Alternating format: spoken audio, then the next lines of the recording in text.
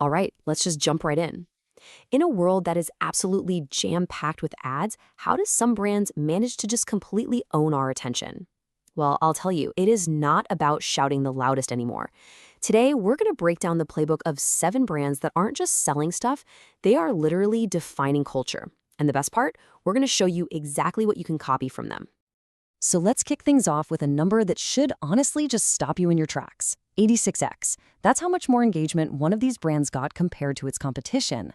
Now, this isn't just a little win. This is a completely different league. It's all the proof you need that the old marketing rules, yeah, they're officially broken. And this slide really gets to the heart of the shift. The old way was basically a shouting match. Whoever had the biggest ad budget, they won. But the new playbook? It's all about winning in what some people are calling the intimacy economy, where brands build these deep, real connections with you.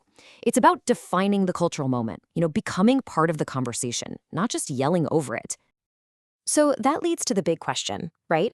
In a world where we all supposedly have the attention span of a goldfish, how on earth are these brands pulling this off? What is their secret sauce?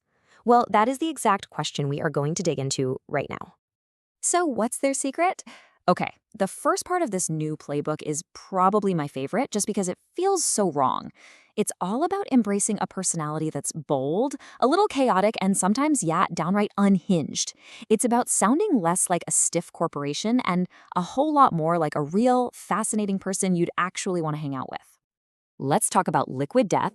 Their founder, Mike Cesario, he basically lives by this quote. His whole philosophy is that the only way to really stand out is to chase the so-called dumb ideas. Why? Because all the safe, smart ideas are already owned by these giant corporations. And that one dumb idea he had? Yeah, that led to a 1.4 times billion-dollar valuation. So what was that dumb idea? It was this. Sell water, probably the most boring product on the planet, but brand it like a heavy metal band headlining a monster truck rally. Seriously, they called it Liquid Death. They put it in a beer can, and they used slogans like "Murder Your Thirst." See, the product wasn't really the water. The real product was the entertainment. Okay, so what can you actually copy from this? This is key. First, stop trying to make everybody happy. Liquid Death is totally cool with people hating them because it makes the real fans love them even more fiercely. And second, test your wild idea before you bet the whole farm. These spent just $1,500 on a video to prove people loved the concept before they ever manufactured a single can. And it's not just Liquid Death. Check out how another brand used this unhinged strategy and got insane results. Duolingo literally faked the death of their mascot, Duo the Owl. They claimed he died from users skipping their lessons. And the result? Just a staggering 436% jump in daily mentions on social media. Wild. So there are 2 huge lessons here. First, let your product do the heavy lifting. 80% of Duolingo's growth is organic, all because the app itself, with its streaks and leaderboards, makes you want to share. And second, you have to drop the polished corporate voice. Their chaotic, very human personality online is what makes them so memorable and honestly, so beloved. All right, so a bold personality gets you noticed, for sure. But this second strategy is how you turn all that attention into total market dominance. We're talking about hacking the ecosystem. This isn't just about posting on social media. No, this is about subverting a platform's rules and building a brand universe that is simply impossible to ignore. Just look at Hilton. While every other brand out there was scrambling to make shorter and shorter videos, Hilton did the exact opposite. They posted a 10-minute video on TikTok, a platform built for, super short content. It was clever, though. They stitched together a bunch of clips to make it feel like you were scrolling. And then they rewarded people with loyalty points for watching the whole thing. It totally broke the rules, but it felt right at home on the platform. But nobody, and I mean nobody, builds an ecosystem like Barbie. To make that movie absolutely inescapable, they launched over 165 brand partnerships. From Burger King to Xbox, you literally couldn't look anywhere without being blasted by that iconic pink. They managed to turn the entire world into their own personal marketing campaign. And you can actually break down their whole strategy into 3 pretty simple steps. First, they created the central story, the movie. Second, they gave fans the tools to co-create with things like that Barbie selfie generator, which, by the way, got 13 million users. And third, they offloaded all the marketing costs and all the hard work onto their partners. It was absolutely genius. So, creating a universe is powerful stuff.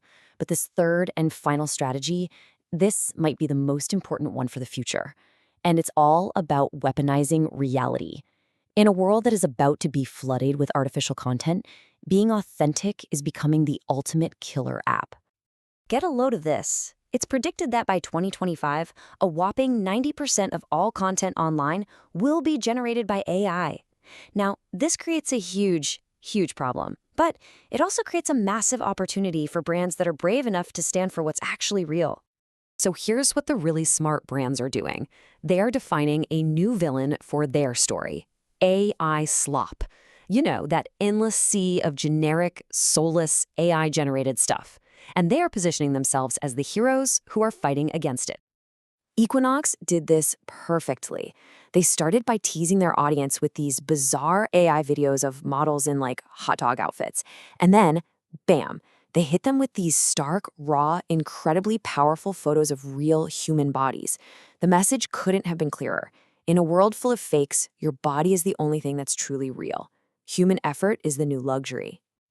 Now, Dove took a different path, but it was just as powerful. They adapted their 20-year-old mission of real beauty for the AI age.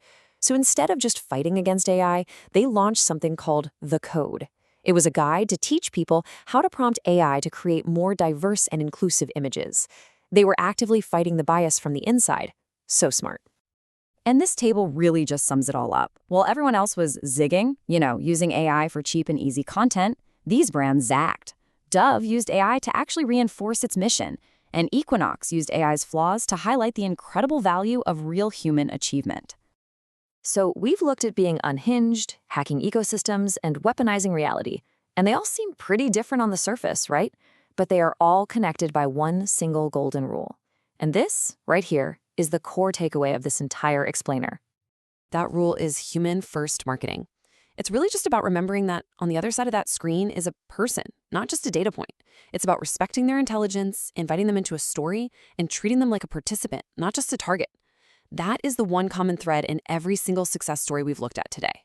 Which really just leaves us with one final thought to chew on.